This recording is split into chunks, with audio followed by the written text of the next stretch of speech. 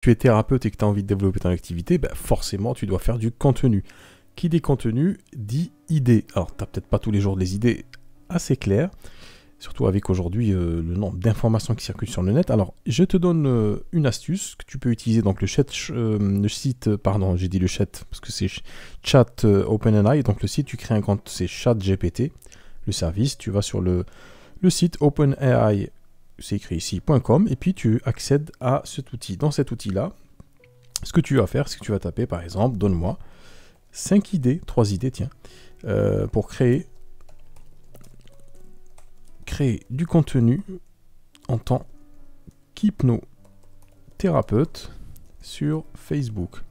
Et je précise, le contenu doit être sur un temps familier, parfois jovial, ok, sur le thème, tiens, on va préciser, de la peur qu'ont les gens de l'hypnose. Alors, fais-moi une réponse en bullet point, en liste à puce. Tiens, on va le faire en bon français, liste à puce.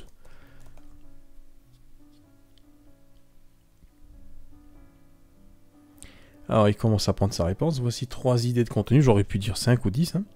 On va voir ce qui va pendre.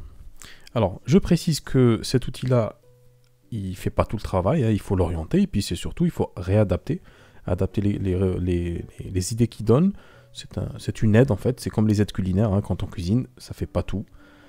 Mais ça peut donner des informations assez intéressantes. Alors, partagez témoignages des clients qui ont réussi à surmonter la peur de l'hypnose grâce à une intervention et expliquer comment vous les avez aidés, etc. Ça, c'est bien. Faites un live sur Facebook pour répondre en direct aux questions de l'internaute. Alors, je l'ai mal dirigé parce qu'il me donne des indications assez larges. Donc, je vais préciser dès qu'il termine. Je vais lui dire, par exemple, donne-moi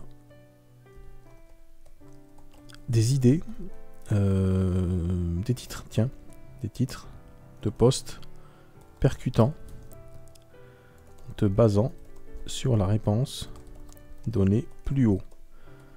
Liste ces idées, ces titres en liste à puce. Alors, il faut toujours, si on voit que la réponse n'est pas pertinente, c'est de notre faute, c'est qu'on n'est pas assez précis. Alors, qu'est-ce qui va sortir là? Voici quelques titres de posts percutants. Témoignage d'un client qui a surmonté sa peur de l'hypnose grâce à notre accompagnement. Ok, donc on ne parlerait pas forcément comme ça sur Internet, mais c'est toujours intéressant de voir quelles sont les idées qui sortent. Alors, livre live, plutôt questions-réponses. Tout ce que vous avez besoin de savoir sur l'hypnose et la peur. Alors, ça me donne des idées. Ok, pour l'instant, c'est pas très probant. Je vais encore lui dire, par exemple, tiens, cette idée-là est intéressante. Je vais la prendre. Alors, c'est témoignage d'un client qui a surmonté la peur. Je vais lui dire, par exemple, qu'est-ce qui permet... Alors, et c'est là où c'est intéressant, je vais lui dire agis en tant que praticien en hypnose. Voilà, c'est toujours important de préciser le contexte de ma question. Agis en tant que praticien en hypnose. Explique en 5 points clés pourquoi il ne faut pas avoir peur de pratiquer l'hypnose.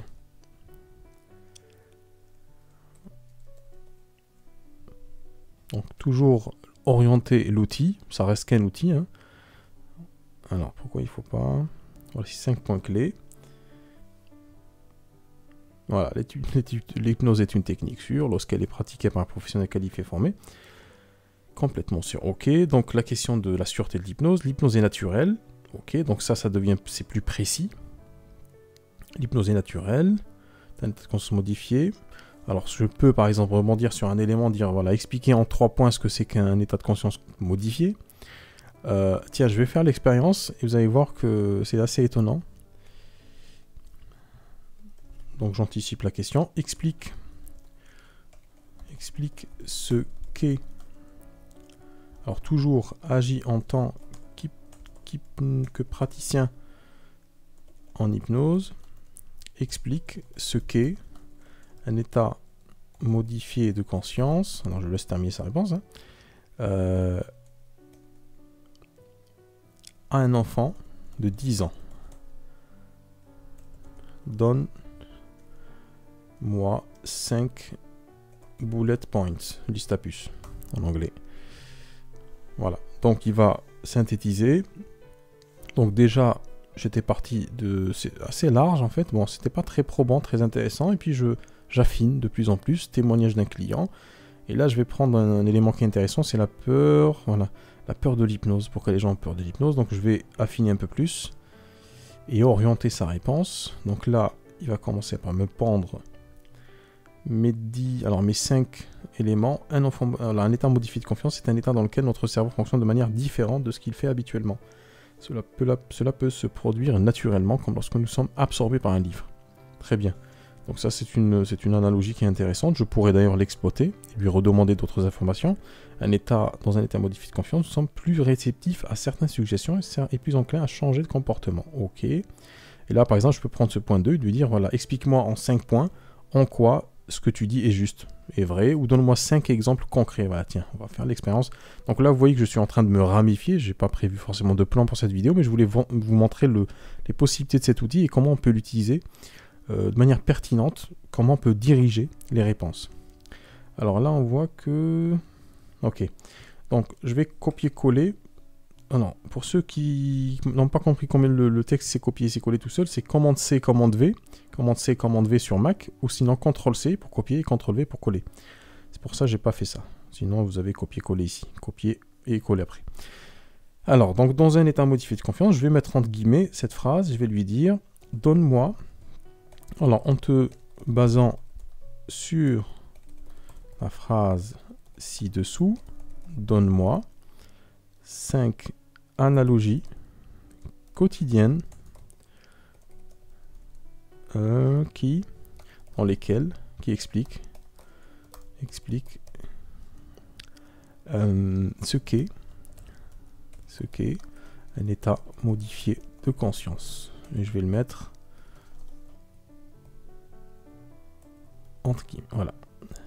Donne la réponse, je précise toujours en bullet points.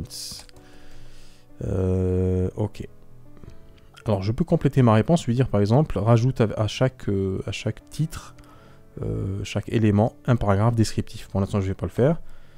On va le lâcher comme ça. Alors en te basant sur la réponse ci-dessus, donne-moi 5 analogies. Donc voici 5 analogies quotidiennes qui pourraient vous aider. Ok, donc on va voir ce qui va. Alors imaginez que vous êtes tellement absorbé par un film, très bonne idée, ou un livre, que vous oubliez tout ce qui se passe autour de vous. Deuxième point, lorsque vous êtes en train de rêver, votre cerveau fonctionne de manière différente. Très bien, c'est juste.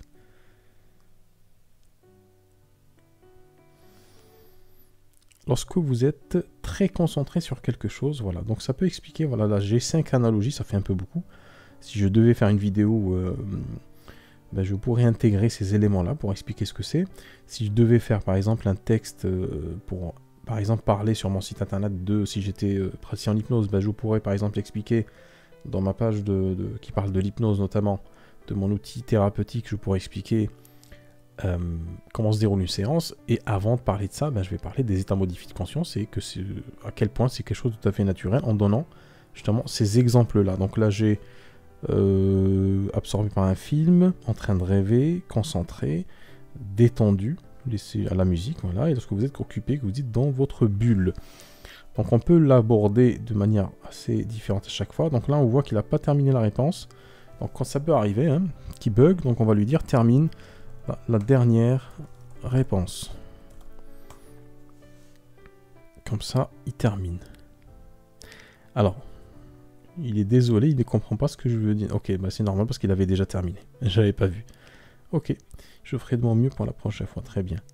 Donc, vous voyez que cet outil est assez bluffant. On peut l'utiliser de manière très très différente. Hein. Chacun son... Je peux par exemple lui dire, je peux lui poser des questions beaucoup plus complexes. Par exemple, lui dire quel est l'importance de cet état, alors, je vais mettre entre guillemets état modifié de conscience.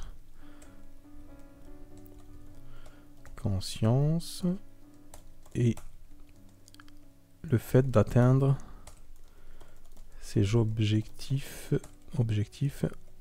objectif, voilà. Objectif, je vais y arriver, objectif, voilà, en séance d'hypnose. Hypnose.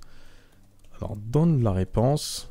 Alors, agis comme un hypnothérapeute expérimenté